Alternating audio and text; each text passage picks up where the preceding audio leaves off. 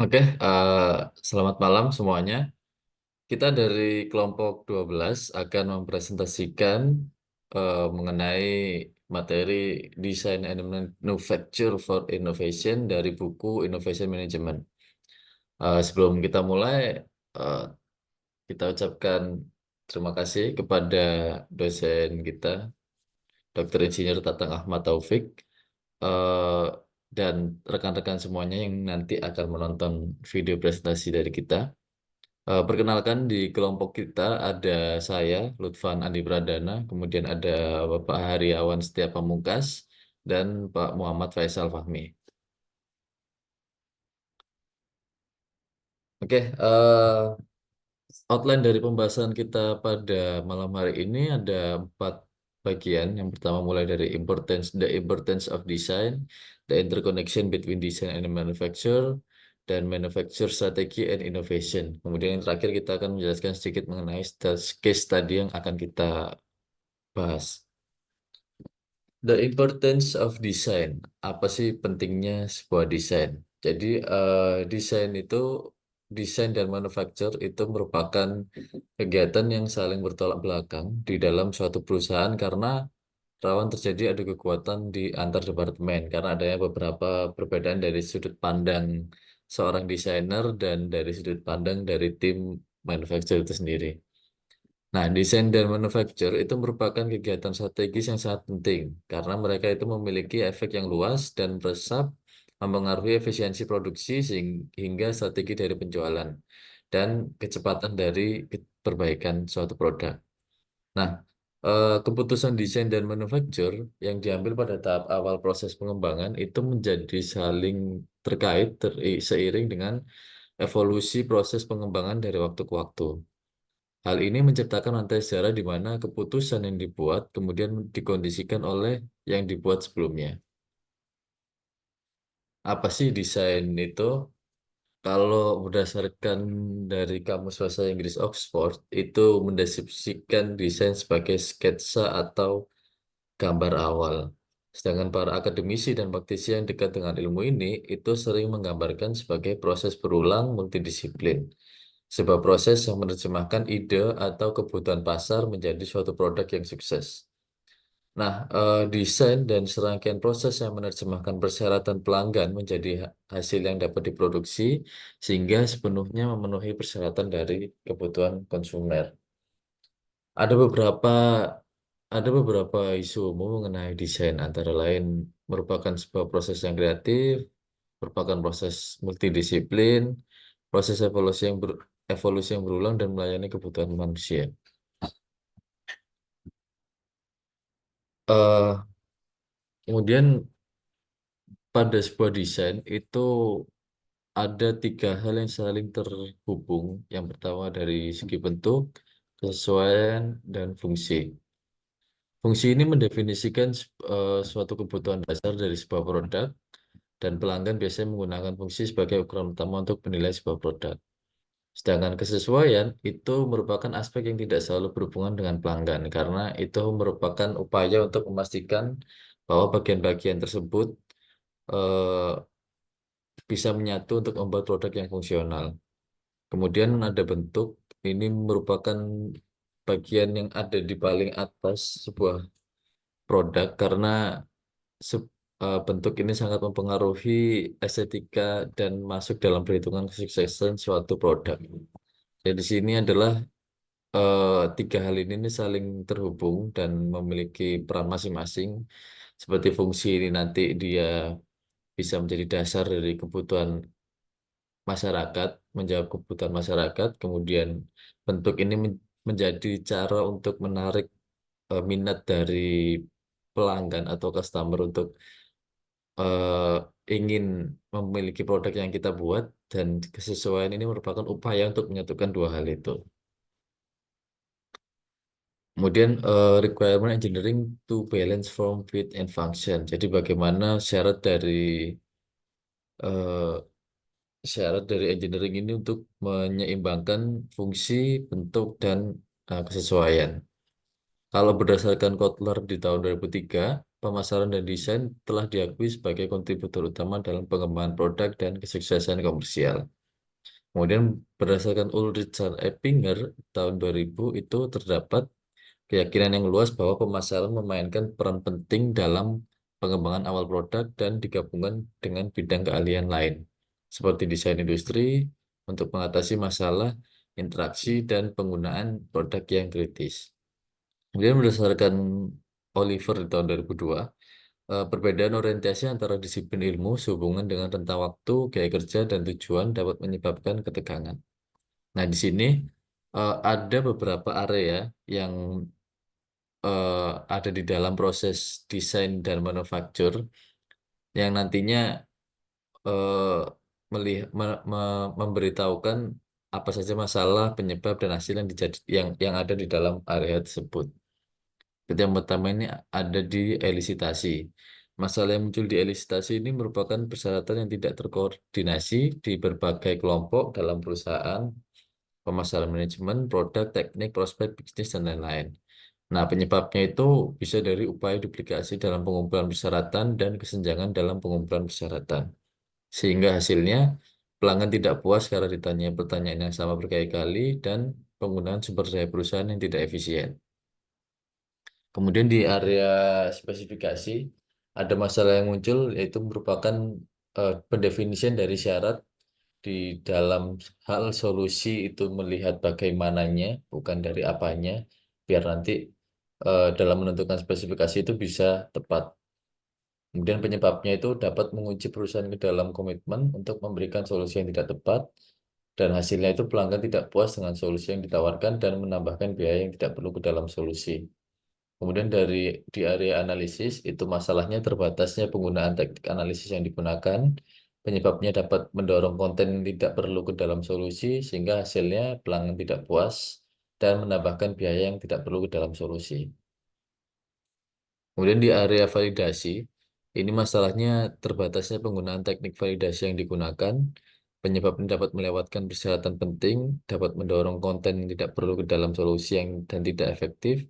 Kemudian hasilnya pelanggan tidak puas dengan solusi yang ditawarkan dan menambahkan biaya yang tidak perlu ke dalam solusi. Dari segi manajemen, itu masalahnya tingkat administrasi yang tinggi dalam persyaratan dan tidak ada rute yang jelas kepada siapa, kemana persyaratan akan dikirimkan dalam perusahaan. Terus penyebabnya, tidak ada integrasi dalam informasi dan penyimpanan dokumen menjadi tidak jelas. Dan penundaan dalam bertindak atas kebutuhan pelanggan yang kritis. Sehingga hasilnya penerjemahan beberapa informasi di berbagai kelompok yang berbeda-beda. Dan pengembangan produk tertunda sehingga pelanggan juga tidak puas. Jadi masalah-masalah yang muncul pada area-area tersebut itu sebagian besar akan menyebabkan eh, komplain dari pelanggan ketika kita memiliki produk. Sebagaimana cara kita memanage dari perbedaan tipe persyaratan. Eh, jadi persyaratan untuk produk, proses, atau suatu layanan itu baru cenderung mengalir melalui kerangka kerja inovasi yang cukup bebas. Jadi kerangka kerja inovasi yang tidak dapat beroperasi secara efektif kecuali jika kerangka kerja tersebut dapat mengumpulkan kebutuhan pelanggan atau pasar secara memadai dan menerjemahkannya ke dalam bahasa yang dimengerti oleh tim desain. Di sisi lain, persyaratan untuk mendesain produk, proses, atau suatu layanan itu perlu dinyatakan dalam istilah teknis yang tepat. Selama definisi persyaratan teknis ini, kegiatan lain dapat dilakukan untuk mendorong nilai-nilai bisnis lebih lanjut, seperti analisis atribut kualitas, yang di mana persyaratan teknis dinilai dalam hal yang terukur tentang bagaimana mereka harus bekerja, misalnya dari ketersediaan, kegunaan, keandalan, interoperabilitas, dan kemudahan dari servisnya. Terus analisis kesamaan atau variabilitas. Mencari kesamaan dalam persyaratan di seluruh kebutuhan pelanggan dan persyaratan teknis yang berbeda. Jadi ketika kita melihat hierarki dari persyaratan untuk mengelola ini, di atas itu kan ada persyaratan pasar dan persyaratan pelanggan yang saling terhubung lah, ya. Setelah itu dilakukan persyaratan teknis atau menentukan syarat-syarat secara teknis yang akan menjadi batasan dari suatu perusahaan membuat suatu produk. Yang di dalamnya itu ada pembahasan mengenai persyaratan non-fungsionalnya. Kemudian di dalam persyaratan teknis ini ada tiga bagian. Yang pertama itu tadi atribut kualitas atau menentukan spesifikasinya, melihat hukum dan peraturan, dan dimensi kesamaan atau variabilitas. Nah, eh, kegiatan dari skema yang ada di kiri ini kalau dilihat dari siklus pertama itu melibatkan pemahaman kebutuhan pelanggan atau pasar sebelum beralih ke penerjemahan dan analisis siklus persyaratan teknis. Nah, pada titik manapun proses ini dapat berputar kembali ke awal untuk penyempurnaan lebih lanjut, yang pada akhirnya tujuannya adalah untuk memiliki serangkaian persyaratan yang stabil dan didefinisikan dengan jelas yang mengartikulasikan kebutuhan prinsip pelanggan dan memberikan informasi yang cukup kepada tim desain untuk kemudian membangun solusi yang sesuai. Nah, dari perspektif efisiensi inovasi, penting agar persyaratan dapat didefinisikan dan distabilkan sedini mungkin dalam proses inovasi, dan setiap perubahan selanjutnya dapat dikelola dengan cepat dan efektif. Ah, banyak pendekatan berbeda yang dapat digunakan dan pemahaman yang lebih mendalam tentang bagaimana kebutuhan pelanggan dapat dipenuhi, seperti dekomposisi fungsional dari persyaratan ke dalam tingkat yang lebih rendah, penggunaan prototipe cepat untuk memberikan bentuk dan wujud pada ide yang menghilangkan ambiguitas, dan visualisasi desain menggunakan CAD dan skema historis komponen, rakitan, dan subrakitan. Nah, penggunaan metodologi desain khusus untuk mendefinisikan dan memvisualisasikan persyaratan seperti Unified Modeling Language atau UML yang digunakan dalam pengembangan perangkat lunak berorientasi objek dan menggunakan teknik seperti kasus penggunaan skenario untuk mendorong pemahaman yang lebih rinci.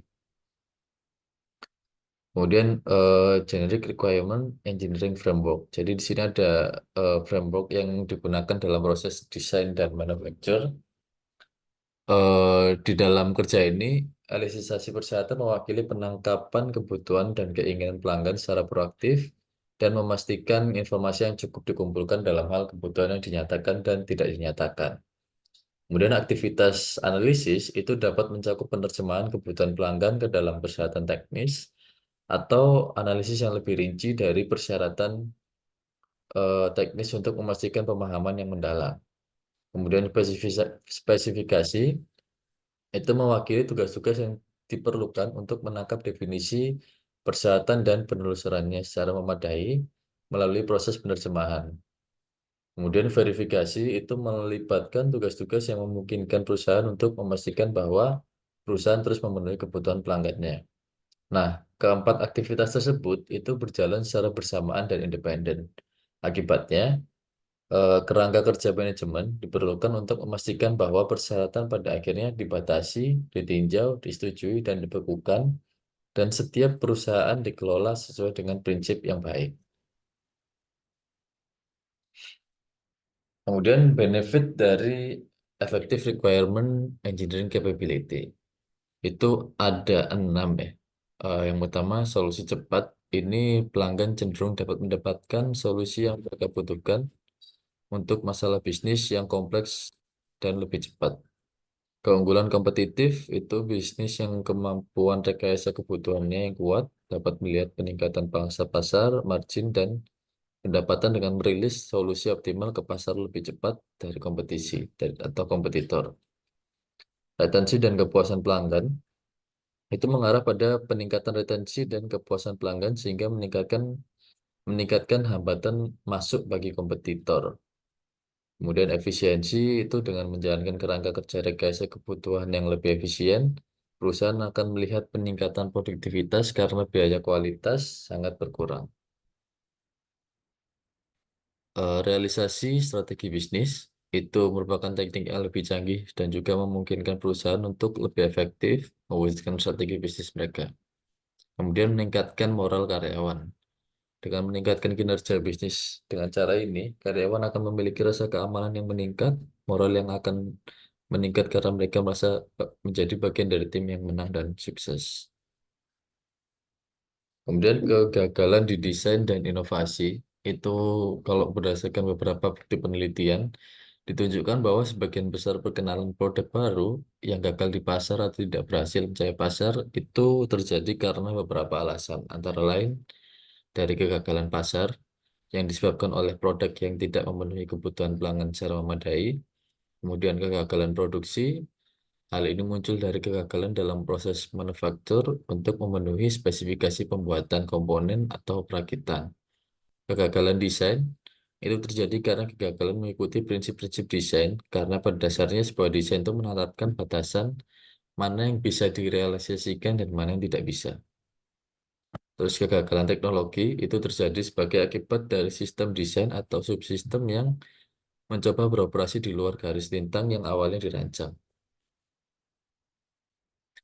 Untuk materi selanjutnya, the interconnection between design and manufacturing akan dilanjutkan oleh Bapak Hari.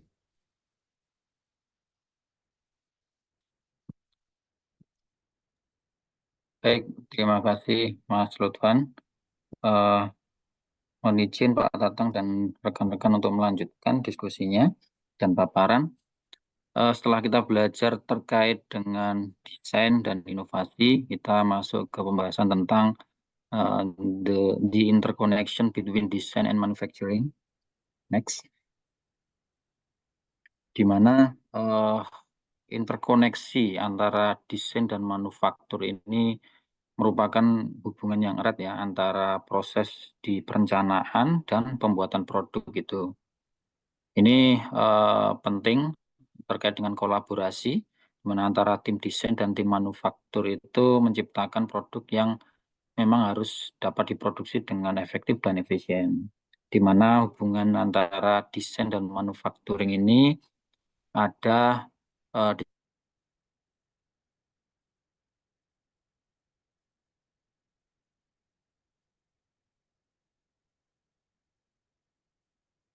dalam pengembangan produk dan manufaktur. Yang keempat adalah tanggung jawab bersama dalam ketahanan produk. Di mana latitude ini dalam desain itu mengacu rentang parameter di mana sebuah produk dapat beroperasi secara efektif. Setiap parameter memiliki nilai nominal dan rentang toleransi yang harus dipertimbangkan untuk Anda. Jadi latitude desain adalah fleksibilitas dalam menanggapi variasi dalam produk massal atau penggunaan produk yang mana ini untuk menghindari kegagalan atau performa yang buruk. Sebagai contoh, misalkan sebuah komponen itu produk harus berkurang 5 cm untuk merakit sebuah produk tersebut. Ketika komponen ini diproduksi, tidak setiap komponen akan tepat 5 cm. Beberapa komponen mungkin akan jadi misalkan 4,8 cm, 49, 5 cm, atau 5,1 cm, atau bahkan 5,2 cm. Di mana ini mewakili sebuah variabilitas manufaktur atau rentang produksi, dikatakan seperti itu, dalam memproduksi sebuah komponen tersebut.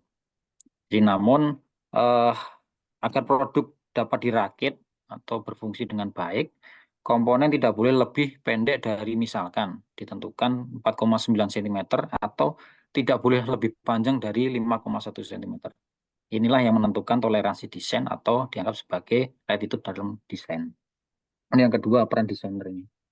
Tugas desainer menentukan toleransi optimal untuk memastikan kinerja produk yang handal.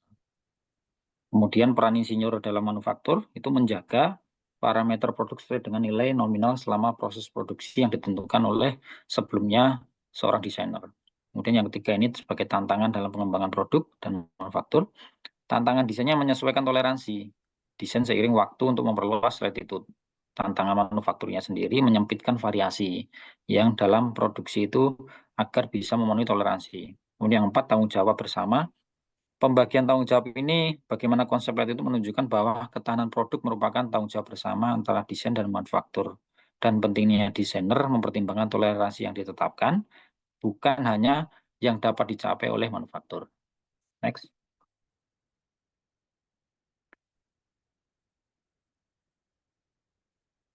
Kemudian, eh, pada awal pengembangan produk, desainer menetapkan tentang toleransi yang sempit untuk parameter produk untuk memastikan kinerjanya. Tantangan desain adalah memperluas toleransi seiring waktu. Sementara tantangan manufaktur adalah menyempatkan variasi proses. Hal ini dapat dicapai dengan pengalaman produksi yang bertambah. Seperti yang tertampil pada grafik. Jadi grafik menunjukkan bahwa seiring waktu toleransi desain itu meningkat dan varian manufaktur menurun. Varian yang lebih toleransi desain awal menandakan produk di luar spesifikasi. Oleh karena itu penting untuk mempertahankan varian dalam batas toleransi desain untuk memastikan kualitas produk yang konsisten. Selain itu grafik ini menunjukkan peningkatan peningkatan toleransi desain seiring waktu yang ditandai dengan garis yang solid yang lebar yang warna hitam. Kemudian serta penurunan manufaktur itu ditunjukkan oleh garis yang putus-putus atau konvergen yang istilahnya seragam menuju titik tertentu. Dengan varian aktual itu harus berada pada batas toleransi desain untuk memastikan produk sesuai dengan spesifikasi. Next. Kemudian dalam pengembangan produk ini kita anggap sebagai engineering dan desain dalam proses development secara general. Dalam pengembangan produk, perusahaan harus memproduksi pendekatan yang sesuai dengan persyaratan produk yang dikembangkan serta konteks unik perusahaan tersebut sebagai tujuan. Terdapat beberapa metodologi pengembangan yang dapat dipilih seperti pendekatan air terjun, spiral, atau incremental, di mana setiap proses itu pasti ada 4 proses atau iterasinya dari fase desain, itu menandakan pendekatan iteratif yang pertama. Kemudian tahap implementasi, itu pembangunan atau kodifikasi solusi ya. Kemudian bisa yang ketiga ini integrasi, ini dilakukan setelah implementasi menggabungkan komponen sistem yang lebih besar ya. Kemudian yang terakhir itu adalah pengujian, dilakukan untuk memastikan sistem atau produk berfungsi sesuai dengan kebutuhan. Kemudian pendekatan air terjun ini bisa dikatakan linear dan berurutan, jadi tahapnya berurutan, tidak bisa loncat. Kemudian setiap fase bergantung pada selesainya fase sebelumnya. Kurang fleksibel, namun kurang fleksibel dalam bila menghadapi perubahan-perubahan yang ada. Kemudian pendekatan yang kedua itu tentang spiral, iteratif dengan siklus pengembangan yang berulang, memungkinkan evaluasi dan perbaikan terus-menerus, cocok untuk proyek yang kompleks dan berisiko tinggi. Yang ketiga ini pendekatan incremental, produk dalam potongan kecil-kecil dengan fungsionalitas tambahan. Dapat mempercepat waktu dan fleksibilitas adaptatif terhadap perubahan kebutuhan. Jadi kesimpulannya model ini memungkinkan revisi berdasarkan feedback atau meningkatkan kualitas keakuratan produk akhir. Next.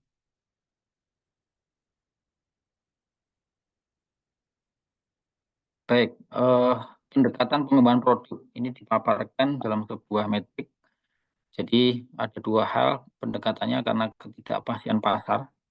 Jadi pilih pendekatan pengembangan yang sesuai dengan tingkat stabilitas pasar dan kebutuhan pelanggan. Itu yang kedua adalah dengan adanya penyesuaian pendekatan, yaitu gunakan kombinasi pendekatan berbeda pada tahapan pengembangan yang berbeda untuk merespon efektif terhadap kebutuhan pasar atau mencapai kesulitan produk yang optimal. Sesuai gambar di samping ini.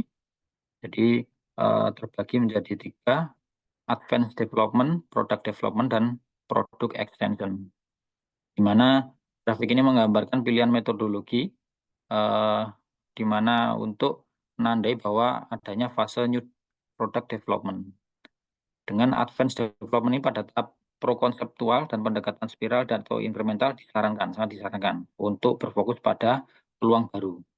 Kemudian product development, selama tahap konsep, perencanaan, pengembangan, dan peluncuran, grafik ini menyarankan fleksibilitas dalam memilih antara metodologi waterfall, spiral, incremental, tergantung pada kebutuhan spesifik project. Kemudian yang terakhir ini product extension, setelah peluncuran, pendekatan spiral atau incremental lebih disukai untuk pengembangan lanjutan, menekankan peningkatan dan pengembangan produk yang ada.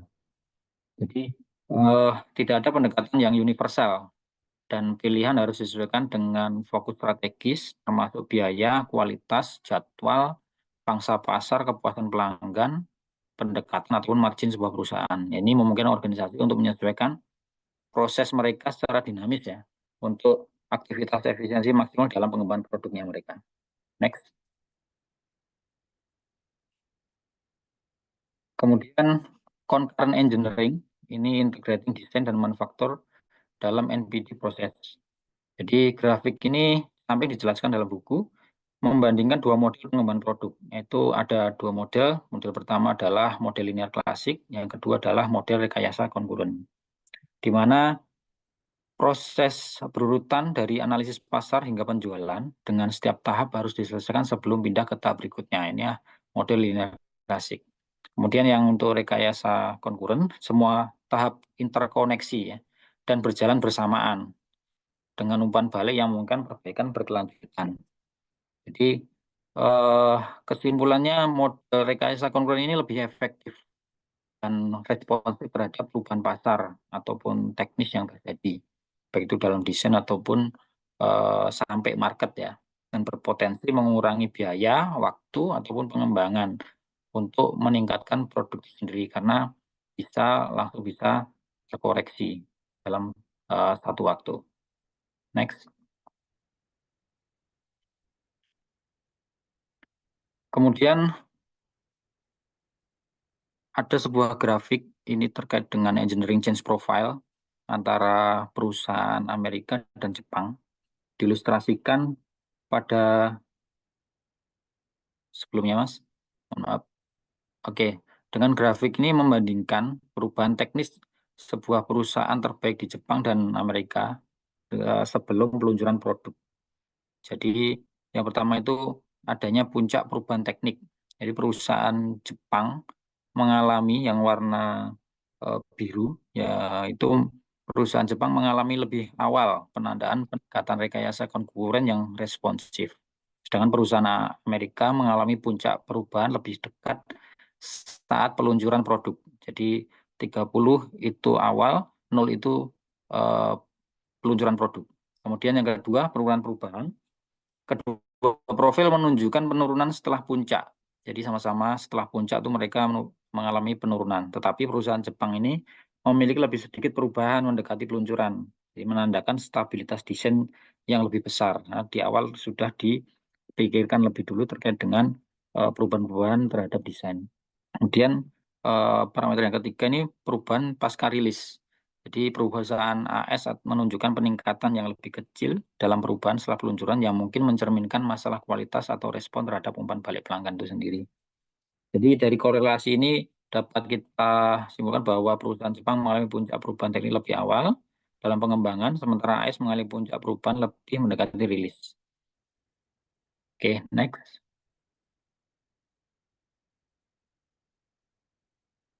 Baik, kemudian ada pula grafik terkait dengan pendekatan rekayasa produk. Jadi ada dua pendekatan, yaitu desain diskrit dan pendekatan desain produk proses yang terintegrasi. Di mana pendekatan desain diskrit ini dari sisi desain produk terpisah dari desain proses dan berfokus pada fitur operasional dan kinerja produk. Kemudian dari sisi desain prosesnya terpisah pula dari desain produk mencakup 4 fase terpisah dari manufaktur, distribusi, terpisah juga proses desainnya, itu ada instalasi, serta service dan maintenance atau pemeliharaan. Kemudian setiap elemen desain itu diproses secara bertahap dan terisolasi dari yang lainnya, yang bisa mengakibatkan kurangnya integrasi atau komunikasi atau kohesi antara desain produk dan proses-proses yang dibutuhkan untuk membawa produk ke pasar atau sampai ke market. Kemudian yang sebelah kanan itu pendekatan desain secara integrasi. Jadi kalau dari sisi desain produk dan proses, semua aspek dari manufaktur, distribusi, fitur operasional dan kinerja, pemasangan, layanan, pemeliharaan, itu dipertimbangkan bersamaan dalam proses desain. Kemudian proses ini mengakomodasi keseluruhan siklus hidup produk dengan tujuan untuk menyempurnakan setiap tahap dan efisiensi dan efektivitas produk akhir. Dengan kesimpulan, pendekatan desain integrasi menawarkan kesinambungan dan konsistensi yang lebih baik antara desain produk dan proses yang bisa mempercepat waktu pengembangan produk, mengurangi biaya, dan meningkatkan kepuasan pelanggan. Pendekatannya mendukung optimalisasi penyesuaian produk yang lebih baik ya untuk umpan balik setiap proses dari manufaktur hingga pemeliharaan dan pasca penjualan. Next. Kemudian ada pula grafik tentang cost over time. Jadi Grafik ini menggambarkan hubungan antara waktu, biaya, selama siklus hidup produk dari desain konseptual hingga operasi dan pemeliharaannya. Garis warna biru ini merupakan impact on life cost. Ini menunjukkan bahwa kemampuan untuk mempengaruhi biaya selama siklus hidup produk paling tinggi pada saat atau tahap awal desain. Seiring waktu, kemampuan untuk mengurangi biaya itu menurun secara signifikan. Jadi garis birunya menurun. Kemudian yang kedua, ini proportional of life cycle expenditure atau ini garis ini menunjukkan bahwa seiringnya berjalannya waktu, proporsi biaya yang sebenarnya terjadi itu malah justru meningkat. Jadi biaya produksi lebih rendah dibandingkan dengan biaya operasi dan pemeliharaan yang akumulasi seiring waktu. Jadi kesimpulannya, keputusan yang dibuat selama fase desain atau konseptual itu memiliki dampak jangka panjang terbesar terhadap biaya keseluruhannya. Kemudian biaya upfront-nya mungkin rendah dibandingkan dengan biaya yang akan terjadi selama operasi atau pemeliharaan produk. Jadi optimalisasi biaya siklus hidup harus difokuskan pada tahap awal desain untuk mengurangi biaya keseluruhan yang lebih besar di kemudian hari. Next.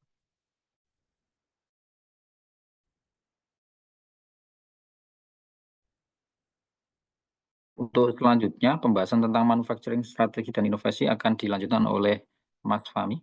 Silakan, Mas. Terima kasih. Tuh. Baik, terima kasih Mas Heri, Mas Tovan atas kesempatannya. Saya melanjutkan, mohon izin Pak Tatang dan teman-teman semua melanjutkan diskusi pada kelompok ini. Selanjutnya terkait dengan manufacturing strategi dan inovasi. Next. Ya, jadi manufacturing strategi dan inovasi ini ada beberapa macam pandangan, ya. Terutama di sini adalah ada pandangan tradisional manufaktur, di mana tradisional manufaktur ini berfokus pada efisiensi biaya tanpa campur tangan dalam strategi. Nah, namun disadari bahwa manufaktur harus aktif dalam proses strategi yang awalnya dipercaya bahwa perusahaan hanya perlu mengembangkan kompetensi tertentu berdasarkan posisi strategisnya. Nah, hal tersebut tentunya saat ini akan bergeser gitu, karena perusahaan dituntut untuk bisa agile agar bisa bersaing antar kompetitor.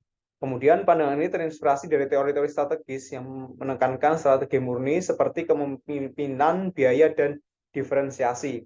Nah, dipercayai bahwa kombinasi strategi-strategi tersebut akan mengakibatkan kinerja yang buruk. Konsep yang dikenal sebagai terjebak di tengah. Ya. Keyakinan ini juga mencakup persepsi tentang adanya trade-off antara efisiensi manufaktur dan fleksibilitas. Jadi ada beberapa poin yang dalam pandangan tradisional ini saling dibenturkan, di mana kualitas mungkin akan dibenturkan dengan biaya, kemudian kualitas dengan waktu. Nah, kualitas sendiri adalah perusahaan mampu menyediakan produk-produk yang berkualitas tinggi yang memenuhi kebutuhan pelanggan secara khusus dan berbeda. Kemudian secara waktu, perusahaan harus responsif terhadap pasar, harus mendapatkan ke pasar dengan desain produk yang tepat sebelum pesaing mengeluarkan produk yang sama. Kemudian biaya, perusahaan harus mampu memproduksi produk yang diinginkan dengan semua atribut dan kualitas, dengan harga yang pasar bersedia membayar dan dengan biaya yang lebih rendah atau sebanding dengan pesaing. Ini dapat digunakan untuk mengusir pesaing atau meningkatkan margin keuntungan. Ya, tentunya beberapa poin ini yang harus dijaga atau dipegang oleh masing-masing perusahaan, dan hal tersebut tidak saling dibenturkan dalam pandangan yang modern, gitu ya. Nah, pandangan ini tercermin dalam matriks produk proses oleh Hayes and Wheelwright. Nah, namun sistem manufaktur yang fleksibel menantang gagasan ini dengan memungkinkan produk non standar dengan efisien. Nah, memperdebatkan batasan antara inovasi dan efisiensi. Nah, misalnya di sini ada beberapa produk terkait dengan military star. Nah, ini tentunya dengan uniqueness high dan complexity high. Ya, tentunya di sini akan membutuhkan biaya yang sangat tinggi. Nah, kemudian untuk produk-produk yang simple dengan uniqueness high, kemudian complexity-nya low. Nah, ini untuk simple control sistemnya akan uh, lebih mudah. Kemudian untuk uniqueness low dan complexity high, nah ini pada produk-produk yang bersifat customized, ya. Kemudian untuk uniqueness low and complexity low, nah ini untuk produk-produk yang bersifat konfigurasi. Next. Nah, hal ini tentunya pandangan tersebut menjadi sebuah pertimbangan karena hal tersebut akan menentukan delivering produk di pasar gitu ya, dengan harga yang pas di kantong dari konsumen itu sendiri. Nah, kalau kita lihat mungkin di sebelah kiri pada gambar di atas ada beberapa komponen-komponen cost yang menjadi tanggungan perusahaan untuk mengeluarkan produk tertentu. Nah, tentunya hal tersebut nantinya akan menjadi acuan dari target cost yang dikunci oleh perusahaan agar bisa mendapatkan margin keuntungan maupun bersaing di pasaran. Kemudian untuk metodologi untuk proses target costing berbasis pasar dijelaskan dalam langkah-langkah berikut. Nah, kemudian langkah pertama menentukan produk dan menyasar pasar tertentu. Nah, logika dari target costing bukanlah untuk memenilaikan biaya, tapi untuk menilai dan memaksimalkan profitabilitas jangka panjang total produk. Kemudian langkah kedua, menghitung biaya target, yaitu tujuan dari langkah ini adalah menghitung biaya yang tidak boleh dilewati jika margin yang dapat diterima dari produk tertentu pada titik harga tertentu ingin dijamin bahwa harga tersebut bisa memberikan keuntungan bagi perusahaan. Kemudian di langkah ketiga, mengalokasikan biaya target dan menentukan kesenjangan antara yang diharapkan dan target yang diinginkan. Nah, setelah biaya target ditentukan, langkah selanjutnya adalah membagi biaya antara di berbagai fungsi produk yang dikeluarkan. Kemudian langkah keempat adalah memahami menerapkan aturan pokok dari target biaya akhir yang tidak dapat diubah. Jadi ketika biaya sudah keluar, maka harus menjadi komitmen bagi semua stakeholder dalam perusahaan. Semua peserta desain dan pengembangan tanpa memandang jabatan harus mematuhinya. Kemudian sebelah kiri dalam menentukan produk dan harga yang akan diluncurkan ke pasaran, tentunya yang pertama tadi untuk ilustrasinya adalah melakukan market mapping, kemudian mendefinisikan produk dan positioning dari produk yang akan diluncurkan, ya, positioning di konsumen dengan positioning di dengan komputer-komputer lain. Kemudian mempertimbangkan juga current production economic, ya, yang nantinya akan mempengaruhi dari expected cost, kemudian corporate financial requirement yang akan menjadi dari target cost karena nantinya akan mengaruhi revenue kemudian profit dari perusahaan itu sendiri. Nah, dari gap antara expected dan target cost, nah di sini adalah challenge bagi desain yang akan dibuat sehingga desain produk yang dibuat nantinya bisa bersaing di pasaran dan menghasilkan profit atau keuntungan bagi perusahaan. Next. Kemudian strategic leverage of manufacturing and design format. Nah, ini ada produk arsitektur dan modular design. Nah, ini ada beberapa poin penting yang kami catat bahwa perusahaan harus merespon kecanggihan preferensi pelanggan dengan melakukan segmentasi yang lebih agresif. Kemudian mereka mencapai hal dengan mengembangkan lebih banyak produk yang berbeda dan ditingkatkan. Kemudian tekanan besar yang dihadapi menyebabkan pergeseran dinamika yang menempatkan model-model inovasi tradisional di bawah tekanan besar. Nah, kemudian konsep modularitas dalam desain produk dan organisasi menjadi kunci dalam menerapkan strategi produk baru di pasar yang dinamis. Nah, kemudian konsep-konsep tradisional tersebut tentunya akan menjadi sebuah beban ya di dalam mengembangkan sebuah produk. Tentunya kita lihat selanjutnya pada poin arsitektur produk melibatkan pemisahan desain produk menjadi komponen fungsional dan menentukan antarmuka yang mendefinisikan hubungan antara komponen-komponen tersebut. Selanjutnya ada dua pendekatan utama dalam menentukan antarmuka dalam desain produk, yaitu adalah pendekatan konvensional dan pendekatan modular. Nah, pendekatan konvensional ini adalah pendekatan lama atau tradisional tadi, kemudian pendekatan modern ini adalah pendekatan modular. Nah, pendekatan modular ini memungkinkan untuk pengembangan produk dengan meminimalkan biaya ketergantungan antara desain dan komponen. Kemudian arsitektur produk modular memungkinkan penyertaan beberapa varian produk dengan menggunakan desain dasar yang sama.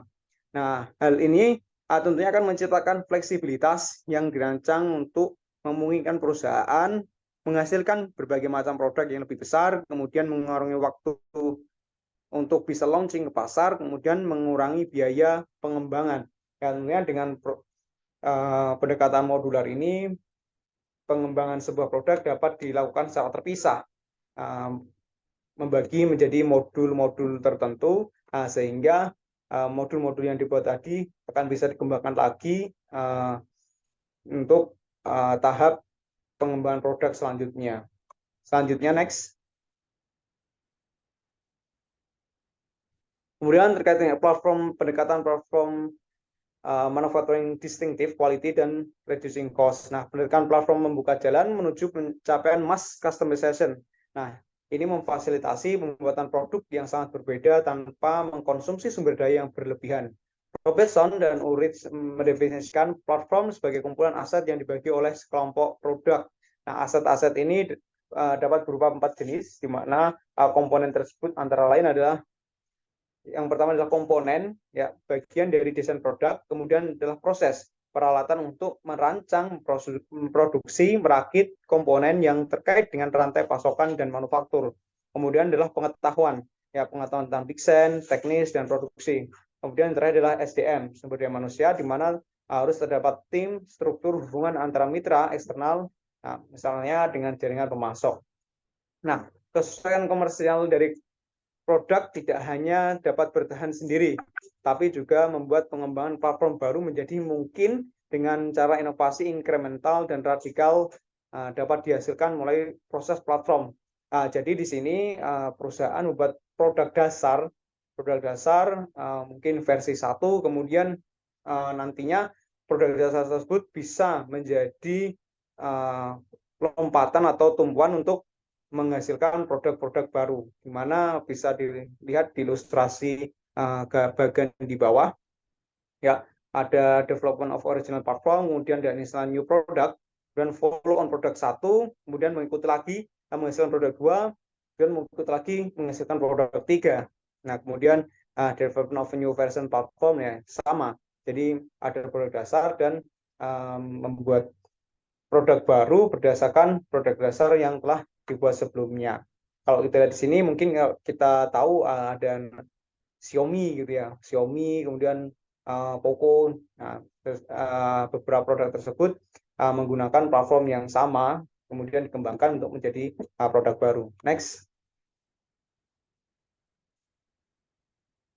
Nah, platform yang memungkinkan perusahaan untuk mengembangkan produk yang berbeda secara efisien dan meningkatkan fleksibilitas produksi. Ada dua jenis pendekatan platform produksi, yaitu adalah konvensional dan modular. Platform modular memiliki tingkat berbagi sumber daya yang tinggi, sementara platform konvensional memiliki berbagi sumber daya yang rendah.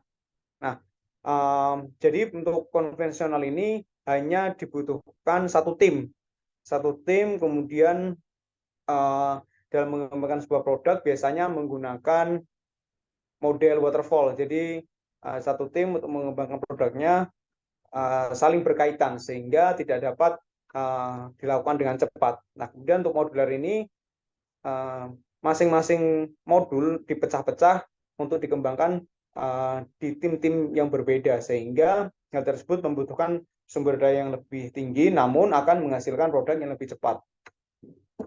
Selanjutnya, pengembangan produk didasarkan pada dua fitur utama, keunikan produk dan kesamaan yang terkandung di dalamnya. Selanjutnya, tantangan utama adalah mengolah kompromi antara keunikan produk dan kesamaan produk. Kemudian, arsitektur platform modular memungkinkan perusahaan untuk menciptakan produk yang khas dan disesuaikan dengan mengganti modul komponen. Kemudian, arsitektur produk konvensional memiliki kesamaan komponen yang rendah dan sulit disesuaikan. Nah, kemudian arsitektur produk yang dipilih mempengaruhi arsitektur produksi dan fleksibilitas pemasaran.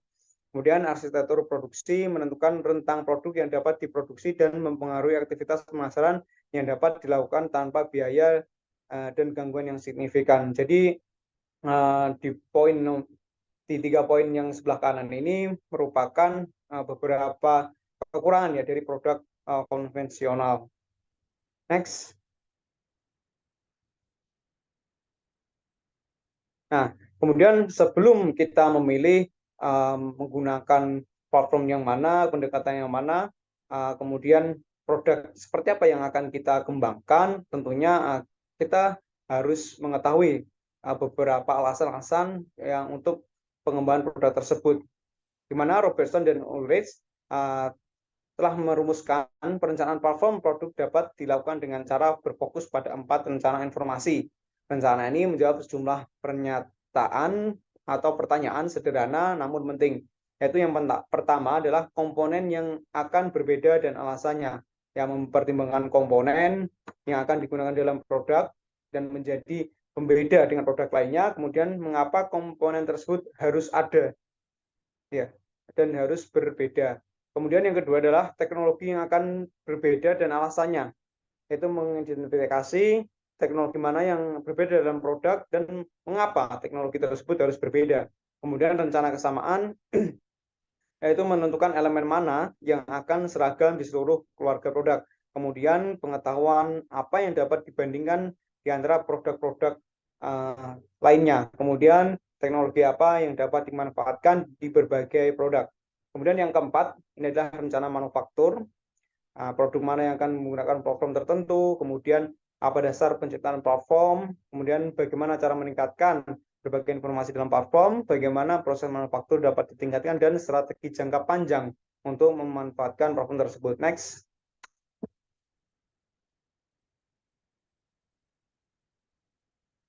Ya, selanjutnya terkait dengan proses lead customization for market-based strategy. Jadi menurut Pine, 4 strategi yang dapat dikembangkan untuk mengatasi peningkatan variasi produk. Ada beberapa strategi, diantaranya adalah kustomisasi pada titik pengiriman, kemudian yang kedua, desain produk atau layanan yang dapat disesuaikan, kemudian respon cepat, ya, kemudian yang keempat adalah desain produk modular. Nah, menurut Swaminathan mengusulkan berdasarkan modularitas produk dan modularitas proses, 4 pendekatan standarisasi yang dapat digunakan untuk menerapkan kustomisasi massal sambil meminimalkan efek biaya dari variasi dan variabilitas produk. Di antara adalah standarisasi bagian, kemudian standarisasi proses, standarisasi produk, dan standarisasi pengadaan produk tersebut. Next. Ya, selanjutnya adalah continuous improvement in inovasi, total quality management of product and process. Ada beberapa poin penting di sini, yaitu adalah kualitas produk dan kepuasan pelanggan. Produk yang disampaikan kepada pelanggan harus dapat diandalkan untuk memenuhi kebutuhan mereka secara lengkap.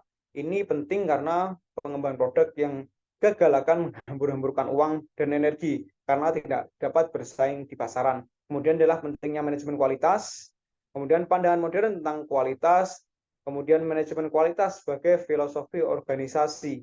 Selanjutnya adalah teknik kualitas dalam proses inovasi, ya teknik-teknik yang akan digunakan untuk melakukan integrasi dalam proses inovasi dan memastikan produk dapat terus berproses untuk lebih baik. Kemudian adalah total quality management atau TQM, adalah pendekatan yang meliputi semua aspek organisasi dan aktivitasnya. Kemudian kerangka kerja untuk perbaikan kualitas, kerangka kerja seperti model kecemerlangan di Yayasan Kualitas Eropa, model MOCOM, Baldrick, dan model Deming di Jepang. Nah, di bawah ini merupakan struktur atau bagan terkait dengan alur proses pengembangan TQPM itu sendiri, Total Quality Manufacture. Next.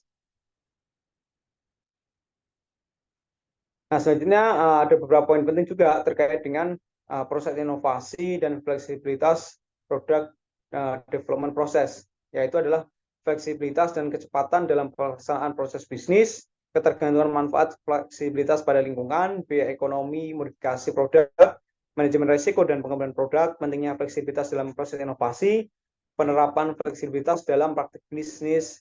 Nah, kemudian dapat kita lihat bahwa terdapat di studi kasus Toyota, di mana Toyota merupakan contoh menonjol dalam menerapkan fleksibilitas dalam proses pengembangan produk.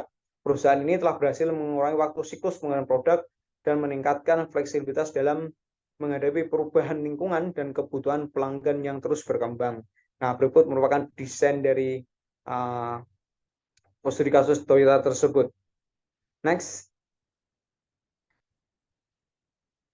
Nah, saat ini tiba pada konklusinya, di mana untuk konklusi dari desain manufaktur and innovation ini adalah dalam desain dan manufaktur pada proses inovasi, desain tidak hanya menggambarkan ide produk, tetapi juga mempengaruhi kinerja dan daya tarik estetika. Kemudian yang kedua, kesalahan dalam desain dapat mengakibatkan masalah sehingga penting untuk menyelaraskan desain dengan tujuan strategis perusahaan.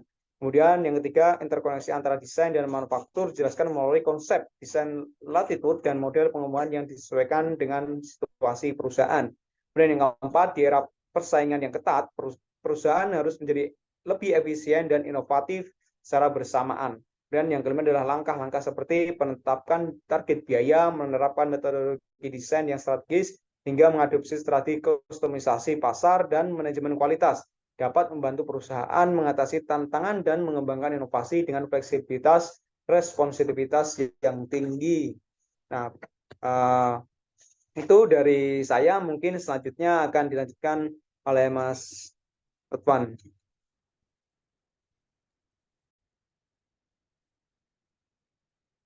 Oke, untuk study case yang kita bawa pada materi ini, itu kita ambil dari jurnal Design for Manufacturing Assembly and Reliability and Integrated Framework for Product Redesign and Innovation. Jadi di jurnal ini menyajikan rincian tentang penerapan kerangka terintegrasi desain ulang produk melalui metode DFMR atau Design for Manufacture and Assembly yang diusulkan. Assembly and Redesign yang diusulkan. Sebuah studi kasus desain inovatif dan evaluasi kompor gas dua tungku itu dilakukan di jurnal ini. Perusahaan yang dibahas di jurnal ini itu merupakan salah satu UKM Indonesia produsen kompor gas dengan merek Armet yang berlokasi di Sidoarjo.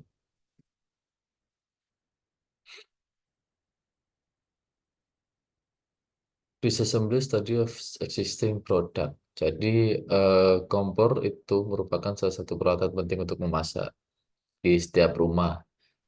Nah, saat ini kompor gas merupakan peralatan dapur yang paling banyak diminati di rumah tangga Indonesia, yang salah satunya diproduksi di perusahaan yang ada di Sidoarjo ini.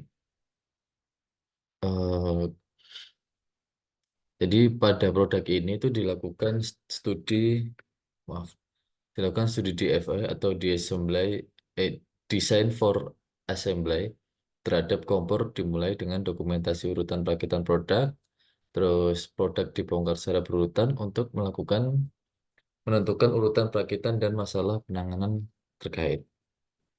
Jadi dari beberapa bagian yang ada di kompor ini yang udah dijelaskan seperti lighter, burning cup, bracket dan semacamnya itu dipisahkan untuk dilihat spesifikasi jumlah dan semacamnya dari beberapa komponen yang ada di produk yang lama ini, produk yang ada. Terus dilakukan pemodelan dari GATT dan CIA analysis. Jadi alur kerja dari software yang digunakan di model DFMR ini itu dimulai dari menggambarkan 3D dengan AutoCAD dan Fusion. Kemudian melakukan identifikasi produk. Nah, di bagian identifikasi produk ini ada dua segmen yang dibahas, yaitu mulai dari definisi material, analisis, dan yang satunya adalah dari evaluasi. Nah, dari dua segmen bahasan itu eh, didapatkan hasil dari desain ulang yang akan diusulkan. Kemudian dilanjutkan ke analisis komparatif untuk desain ulang produk tersebut. Nah, di kanan ini itu merupakan hasil simulasi dari tegangan maksimum dan faktor keamanan minimum dari kompor existing. Kemudian analisis DFMR terhadap produk existing itu eh, jadi strategi desain ulang produk pada penelitian ini itu mempertimbangkan bentuk kegagalan produk yang sudah ada yang bertujuan untuk meningkatkan desain produk yang memiliki keandalan yang lebih baik dan memenuhi kebutuhan konsumen. Nah, pada penelitian ini itu dilakukan failure mode and effect analysis atau VME pada seluruh komponen kompor gas. Nah, prosedur pendekatan DFMR itu menjelaskan struktur dan urutan perakitan produk yang sudah ada dengan menggunakan pemodelan CAD dan perangkat lunak DFM, Concurrent Costing Software. Nah, DFM sendiri itu memaksimalkan penggunaan proses manufaktur dalam desain komponen. Kemudian dilakukan redesign dari kompor gas tersebut. Nah, untuk menentukan calon eliminasi perlu ditentukan apakah komponen yang bersangkutan itu memenuhi kriteria komponen minimal, antara lain bagian tersebut berfungsi sebagai pondasi produk, bagian tersebut harus terbuat dari bahan yang berbeda, terus suatu bagian harus bergerak relatif terhadap bagian lainnya, atau bagian tersebut dirancang secara mandiri untuk kemudahan dari perakitan. Nah, selama proses desain ulang, ada beberapa hal yang perlu diidentifikasikan. Yang pertama, mengintegrasikan bodi plat utama dan plat samping, kemudian menggabungkan fitur lokasi ke dalam bagian pemasangan rakitan, dan menghilangkan atau meminimalkan tantangan penanganan dan ergonomisnya. Nah, kombinasi deep drawing itu dipilih untuk memadukan bodi utama, plat bawah, plat samping, dan kombinasi dua atau lebih komponen itu diharapkan dapat mengurangi jumlah skrup, waktu perakitan, dan biaya total.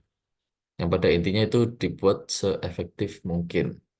Jadi, kemudian biaya perakitan dan waktu yang dibutuhkan untuk membuat suatu desain agar sangat ditentukan oleh jumlah komponen dan variasi komponen. Oleh karena itu, mempertimbangkan opsi untuk menggabungkan beberapa bagian menjadi satu bagian dapat bermanfaat jika fungsionalitasnya memungkinkan, sehingga didapatkan desain ulang dari kompor gasnya sebagai berikut. Nah,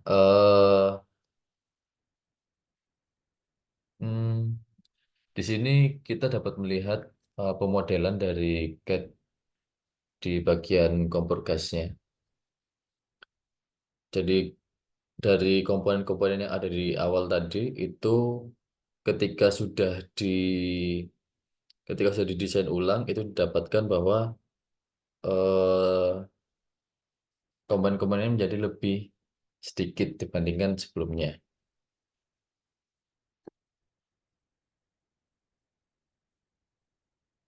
Kemudian dilakukan DFMR Analysis Product Redesign. Itu desain perakitan ini saat dipelajari dengan menggunakan analisis DFA atau Design for Assembly sebagai tahap pertama dalam analisis DFMA atau Design for Manufacture Assembly. DFA itu memerlukan pemahaman dan pemeriksaan menyeluruh terhadap struktur produk, sehingga ada tiga faktor yang dipertimbangkan dalam menghasilkan desain baru. Yang pertama, kemampuan untuk menerima ukuran produk yang berbeda, kemudahan perakitan, dan pembuatan prediksi dari keandalan.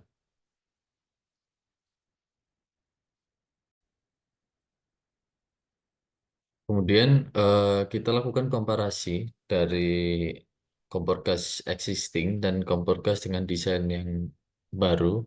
Itu di tabel yang sudah saya sajikan, itu membandingkan kompor gas desain lama dengan yang baru. Jadi ada beberapa hal yang berbeda dan lebih eh, baik daripada desain yang sebelumnya. Yang pertama dari pengulangan jumlah item minimum, itu bisa dilihat di bagian minimum number of items.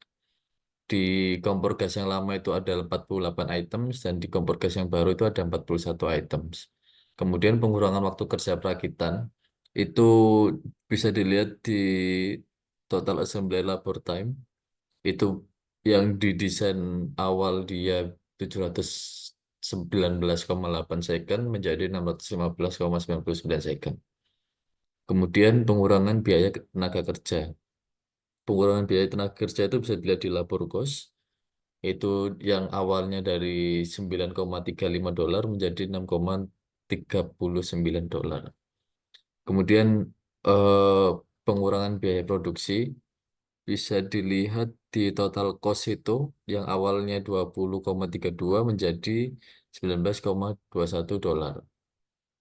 Kemudian peningkatan indeks CFA itu yang awalnya dari 14,9 menjadi 18,7.